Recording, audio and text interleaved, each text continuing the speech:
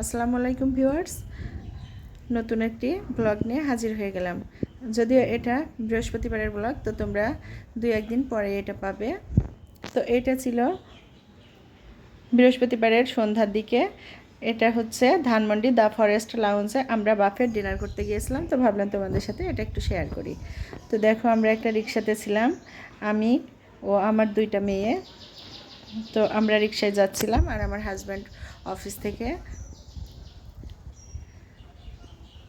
ওখানে আসছিল।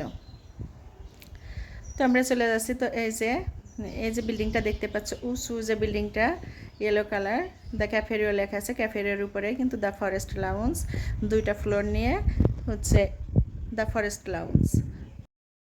এর মেন যে আকর্ষণটা হচ্ছে সেটা হচ্ছে রুফটপ। আমরা কিন্তু ছাদে অনেকক্ষণ বসেছিলাম, আর ওখানে অনেক সুন্দর গাছ আছে। আমরা এই যে দেখতে পাচ্ছ, আমরা এখানে পৌঁছে গেছি। আর উপরটা দেখো, এখানকার মেন আকর্ষণ কিন্তু এই জায়গাটা। এখানে আমরা অনেকগুলো ছবি তুলেছি, আমার বাচ্চারা অনেক বেশি মজা করেছে। সাথে ছিল আমার ছোট ভাই।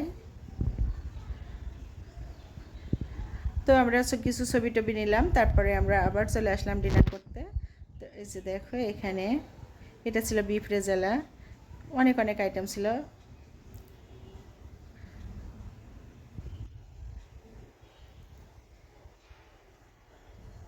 আমার বাচ্চারা অনেক বেশি মজা করেছে। অবশ্য খাওয়াটা যতটুকু খায়, ওরা তো ছোটো বাচ্চা, ওরা বেশি খাইতে পারে না, কিন্তু ওরা অনেক বেশি মজা করে, নিজে নিজে খাবার নিয়ে খাবে।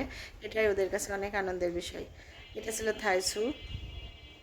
স্যুপটা আমার কাছে অনেক ভালো লেগেছে।